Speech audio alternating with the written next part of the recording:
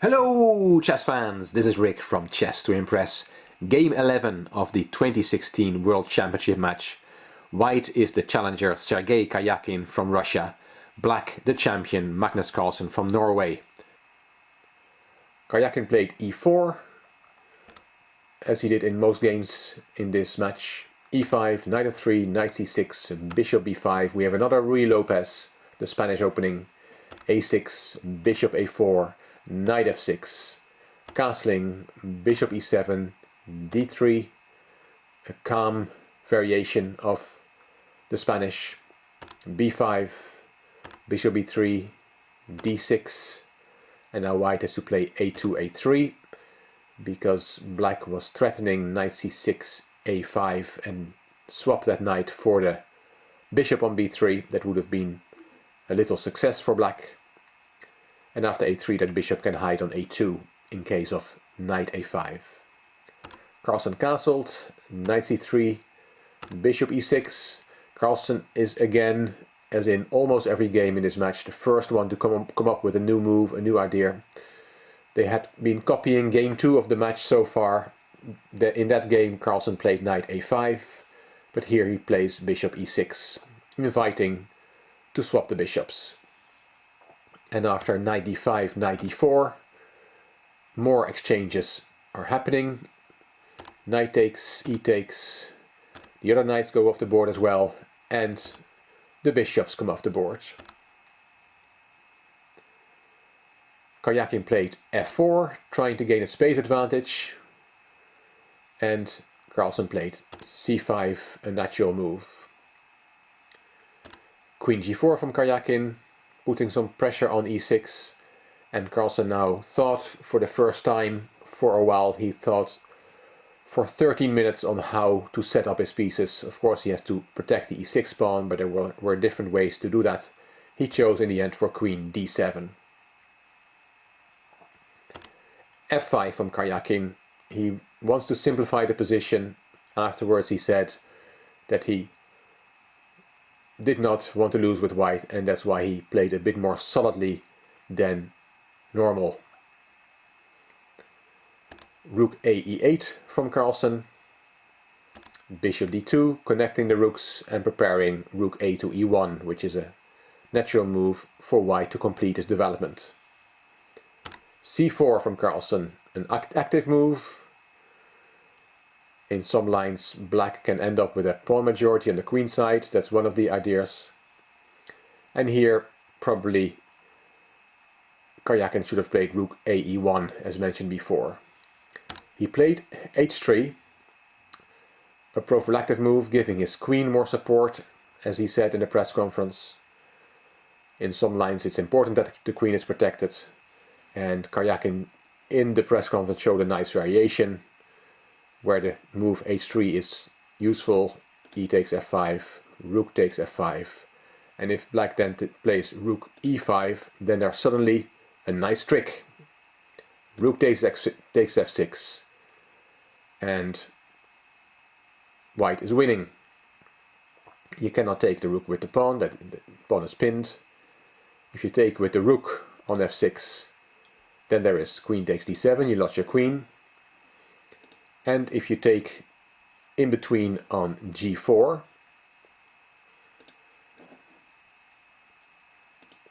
then white takes in between on f8. And after king takes f8, we see the usefulness of the h2, h3 move, because now you take the queen back, and when the smoke is cleared, you're a piece up with white. So that was one idea behind h2, h3, which Karjakin afterwards showed to the public. Carlsen did not fall for that. He played c3. And after Karjakin took, he played d5. Grandmaster Judith Polgar in the broadcast said, wow, wow, wow. This is the most beautiful game, most beautiful move of the match. It will be a shock to Karjakin, and indeed afterwards Karjakin said he had not seen this. The first point of this is that you cannot take on d4 because of bishop takes d4 check, and you win the exchange in the corner. It keeps the tension, and Carlsen said that he felt he was already more comfortable here, and that's why he came up with this move. Karjakin went into the thinking tank for 27 minutes and came up with the best move, the safest move. Bishop g5, getting the bishops off the board. Bishop takes, queen takes, and d takes e4. Black is slightly better. Karjakin has to defend accurately. He took on e6, an intermediate move. Rook takes f1, also an intermediate move. Rook takes, queen takes, and now Karjakin took on d4. He decides to allow the passed pawn, and Carlsen played it. Both players looked afterwards at this line, e takes d3, c takes, queen e3, to go to a rook endgame. Of course, black has the active rook, but white has an extra pawn, and it's about equal. Rook d1, rook e2, rook c1, rook a2, rook c3. White can just defend everything.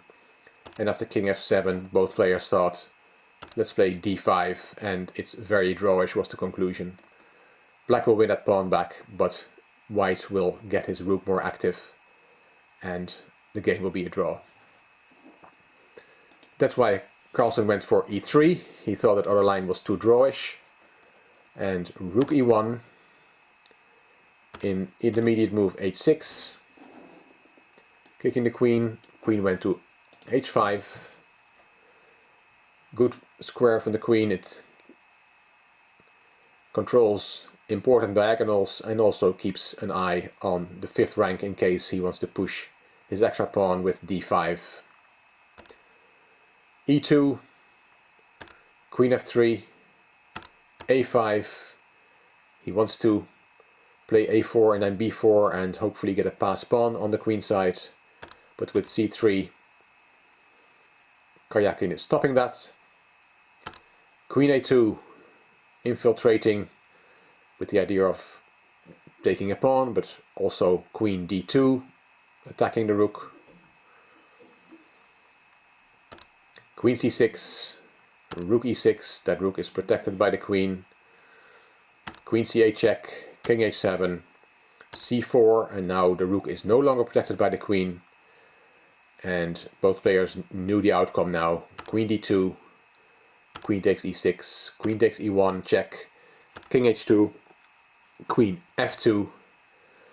Ready to queen that dangerous pawn, but Karjakin had of course seen this, and after queen e4 the players shook hands because white has a perpetual check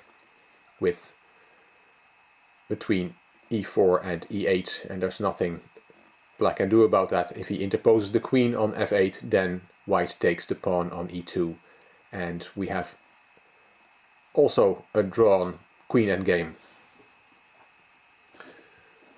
In the press conference afterwards, Karjakin said, with 2 games to go, you don't want to lose with white, so I played a bit more solidly than before. I'm not impressed with how I played today. 20 bishop g5 was at least a good move, otherwise things may already be tricky for me. I had seen the idea with 19 d5, but thought it was equal. That was a bit careless of me.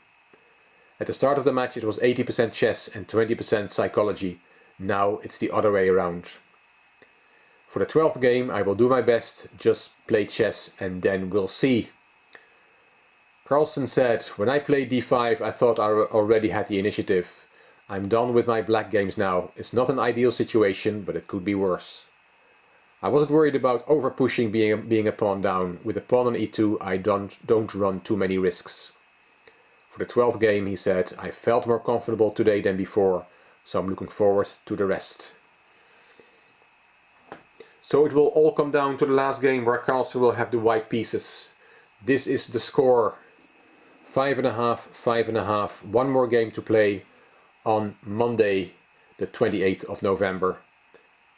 Hope you enjoyed this overview of Game 11 of the World Championship. If you did, please give it a thumbs up, please subscribe to my channel, and I'm looking forward to your comments.